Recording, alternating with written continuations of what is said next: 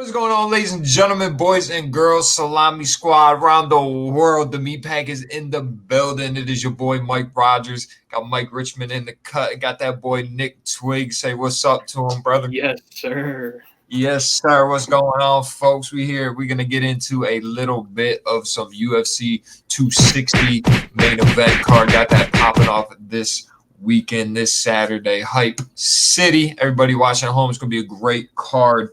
Real quick, unfortunate of events. That boy Volkanovski versus Brian Ortega did get canceled. Boy got hit with that Rona.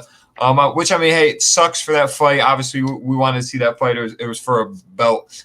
Brian Ortega, especially being hot right now, and Volkanovski being a beast. And, it just kind of is what it is. I think for the UFC to be one of the sports that got this popping off from the jump with the whole Rona thing going on, I mean, for what they've been able to do, I think it's incredible. And, yeah, a couple fights haven't been able to happen since this. But for the most part, man, these cards have been on point, and they've been putting on some shows. So it obviously sucks to see that. I like me some Volkanovski, but it's a title fight, dude, off the card. Yeah, that would have been huge. That would have been huge for sure. But they'll probably reschedule that as soon as that man's ready to go. We're going to jump right into this main card, go down it. We got the first fight on the list. This boy Jamie Mullarkey versus Kama, the Death Star Worthy. And Ricky, I know you're a big fan waiting on this one. What do you got to say about it, brother?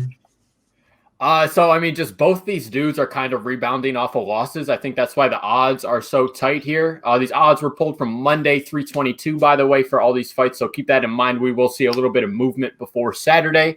But Mullarkey's lost 2 straight, both by decision.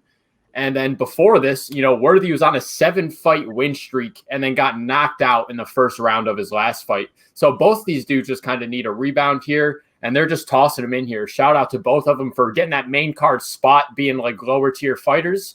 So go out there, prove yourself, try to get that performance bonus. 100%. Twiggy? I really don't know much about either of these fighters. So a lot of fights that you just don't know about a lot about either fighter end up being some of the best fights on the card. Yeah. So it might just be a sleeper of a pick, but I don't really have much to add on this one. Yeah, no, for sure. So we move right on here to the second fight of this card. The boy Sugar, Sean O'Malley versus Thomas Almeida. Don't know how to say his nickname, but I'm looking at this fight, man. Obviously, a couple other fighters coming off some losses and whatnot. Sean O'Malley, especially coming off a little injury, hurting his foot again. I think it was the other one, but I'm looking at this fight, man. I'm looking at a couple guys that can strike right here, man. Obviously, what Sean O'Malley's able to do with those hands. But Almeida here isn't no scrub either. The only thing I look at is, Almeida's takedown defense is great, 100%. But that's not really Sean O'Malley's fight and whatnot. So if this fight stays standing, the whole time, I do like me some Sugar Sean right here. Obviously, minus 310 on that. Heavy. Heavy on that. But I think in a way that's right. Like I said, I think Almeida is better in a couple departments, especially with the grappling and the takedown defense and whatnot. But Sugar Sean clips you one time. I mean, what are we talking about here? Yeah, the UFC wants Sugar Sean to be a star. Yeah, I think he probably ends up going potential. He's got a lot of finishes on his resume as well. I think he probably tries to get another one here to rebound off that loss against Chito Vera. So another fight I'm excited to watch. For sure. I mean, O'Malley was flawless until he got knocked out at 252 by Vera. So obviously big bounce back, kind of a gimme fight type here for him here. But Almeida was on a 21-0 streak until Cody Garbrandt knocked him the fuck out. And then since then, he's lost 3 of 4. So, I mean, that's a little bit rough. Both these dudes obviously on a little bit of a bounce back, trying to work their way into the rankings. Almeida's somewhere like 37 in this bantamweight. Sean O'Malley right now is ranked. Yeah, and O'Malley's at 20. So they're both just trying to work their way up into it. Like you said, Sugar Sean is homegrown UFC boy. They want to see him succeed. And I kind of think that's why he's fighting this opponent. Yeah, no, definitely get him in that win column again, get a little buzz going back because, I mean, yeah, they definitely want him to be that guy. I think he has potential to be that guy. I think he's got a great personal brain, the hair, the nickname, the swag. He's got himself a little YouTube channel.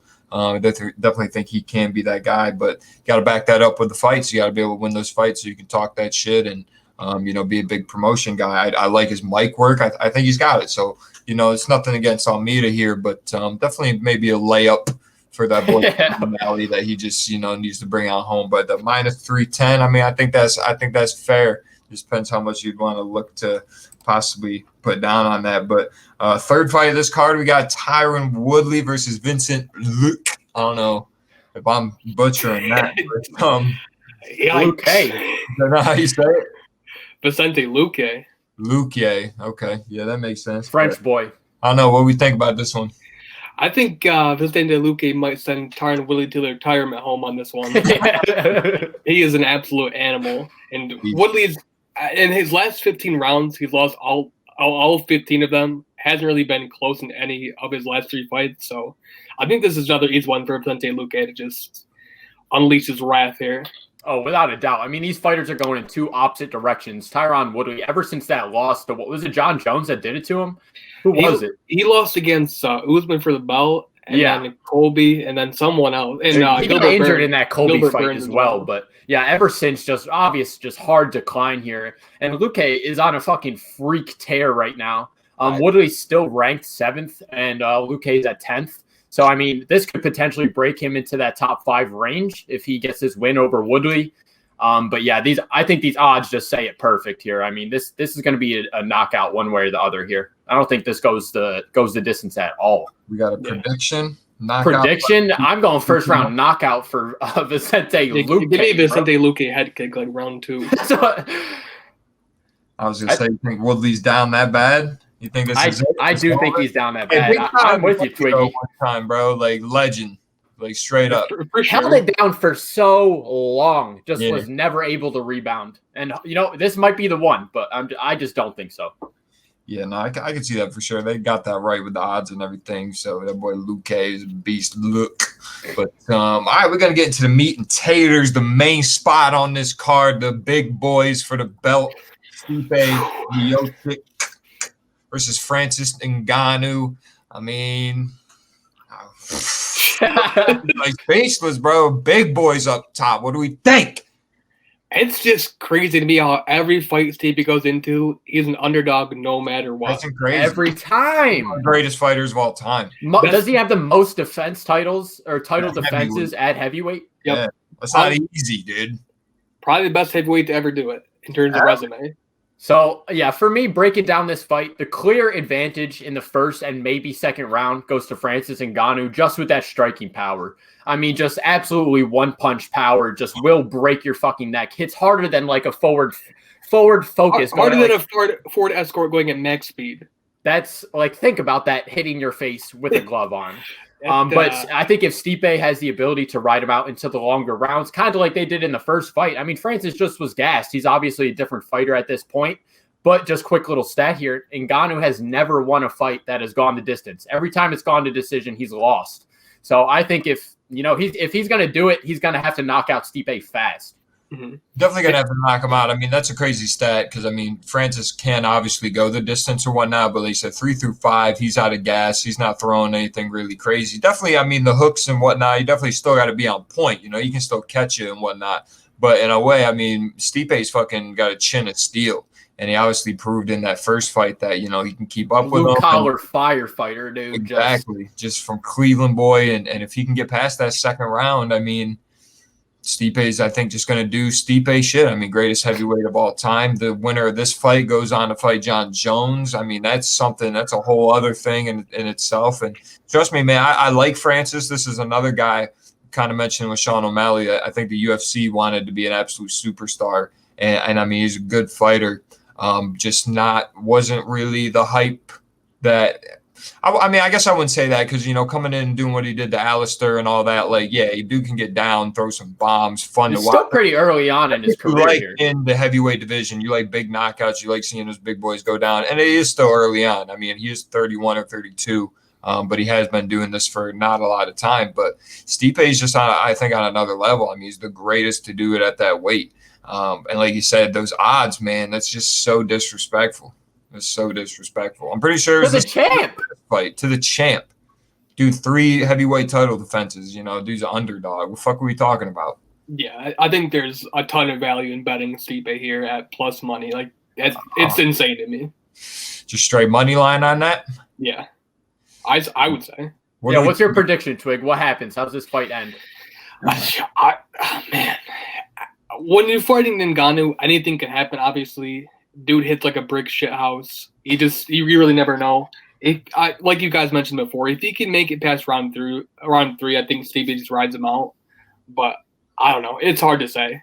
I'm calling TKO Stipe in round 4. Could you imagine Stipe stops him?